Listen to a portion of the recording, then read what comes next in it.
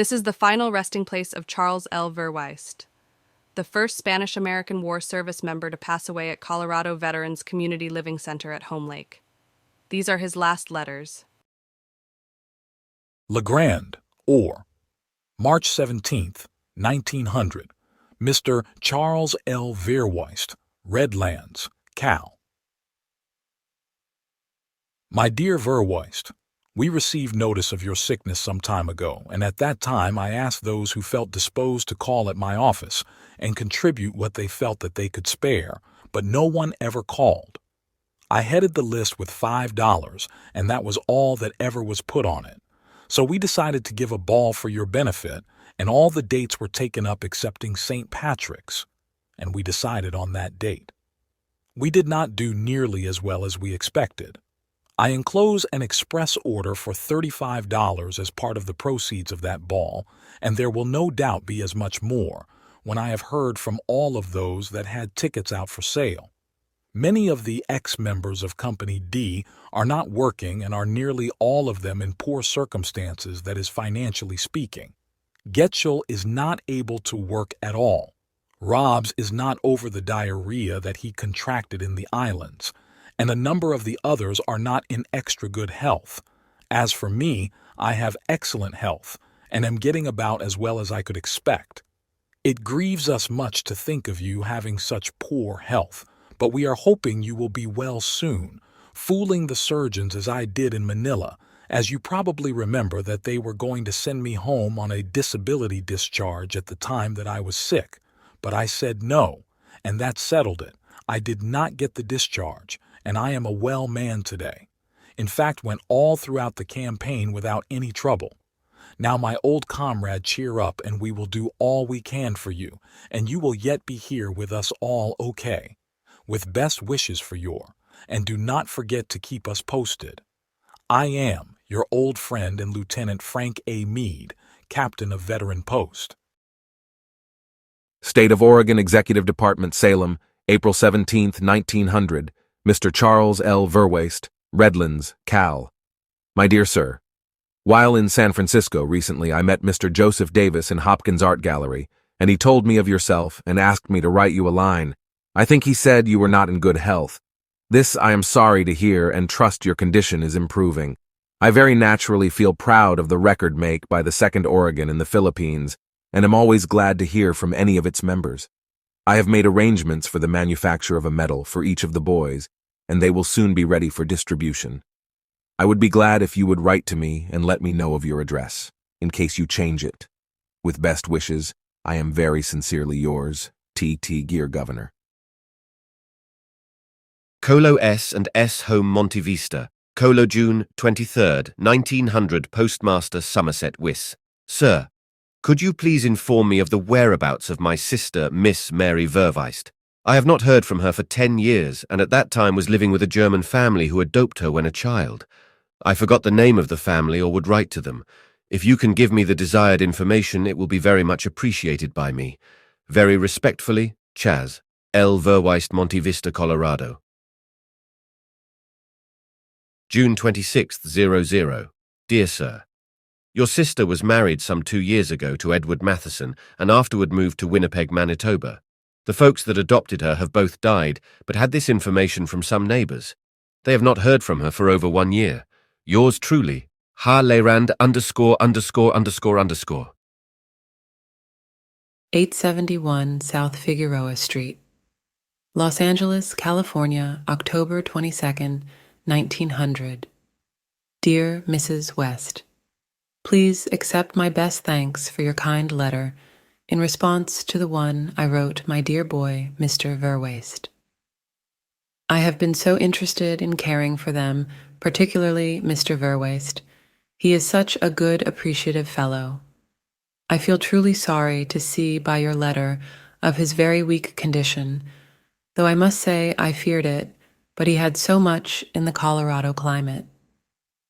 I am so glad you wrote to be for him, for I was dreadfully anxious about him.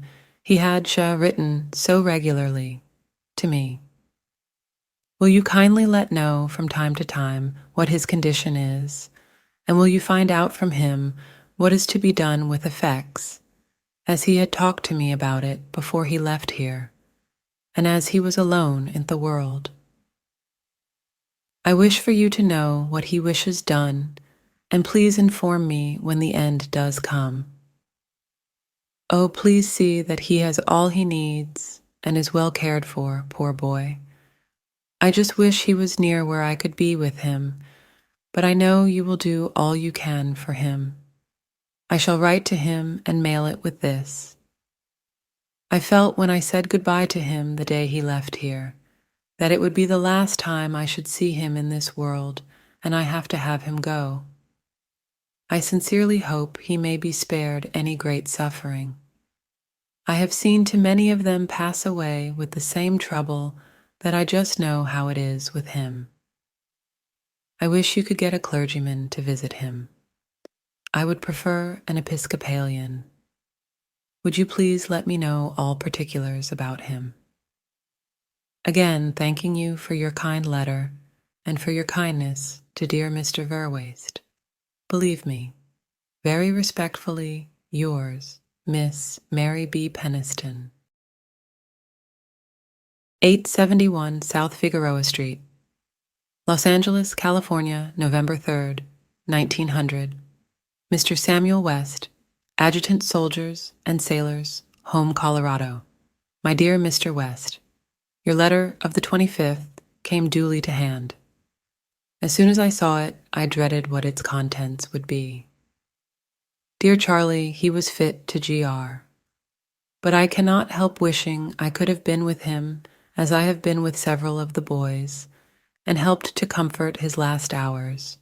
But I feel so truly thankful to you for all your kindness to him, and I know he fully appreciated all you did for him. I truly pray that God may bless his departed spirit, and also bless you for all your goodness to him. He spoke once of having a sister somewhere, but he did not seem to know where she was. He did not seem to care for any of his family. He left his home when quite a boy. What will you do with his effects? I am so glad he came to see me before he started for Colorado. He was such a good, grateful fellow. One could not help loving him.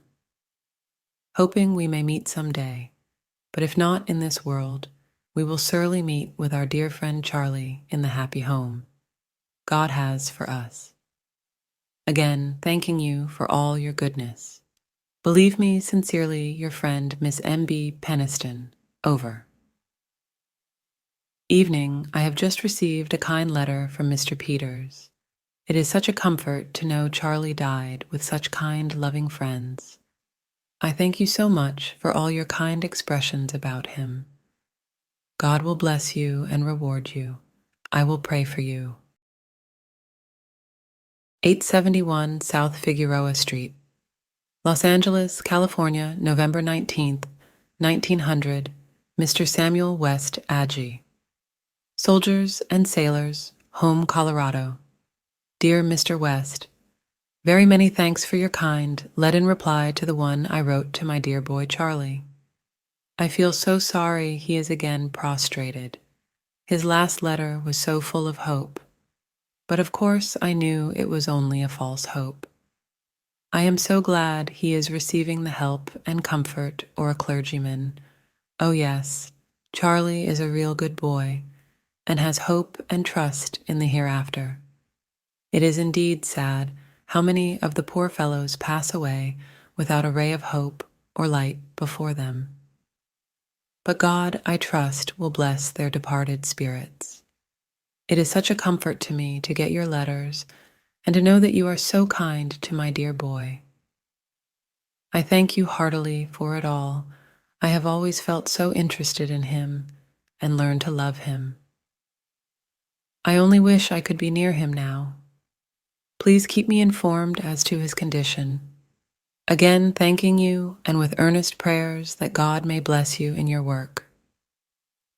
Believe me sincerely, yours, Miss M.B. Peniston. I shall write to Charlie by this mail. San Francisco, November 24th, 1900, Charles L. Verweyst. Dear friend, your acknowledgement of the receipt of the box with jellies, etc. I hope you enjoyed the blackberry brandy. I thought it was good for you and the other things. I hope you have received much comfort from them, as I have pleasure in the thought that I was the means of contributing towards making it a little pleasant for you. I do not want to discourage you about getting well, but at the same time we have an immortal soul that lives on forever, and the hopes and joys of the hereafter, where there will be no parting from those we love, not more trials, no more aches and pains. With the prospect of these joys shall be ours, the asking for it, and accepting the way that he has laid down in his holy book for us to follow. Hoping that you may say like my dear old mother when she was on her deathbed. The minister asked her, saying, Sister, does the way seem clear? She said it was all settled long ago. She felt as she was going to her long home. Do not look upon death as a bed thing. We are all only sojourning here. As soon as we are prepared, we will all be called away. And the greatest victory is to him that has not been so long on this earth, but has been spared the trials and vexations. Hoping to hear from you soon, and let me know how you are and how you feel about entering the great unknown, where our friends never return, but are anxiously waiting to take us by the hand. Yours, respectfully, Joseph A. Davis. On the side, I have sent numerous newspapers to you. I hope you get them.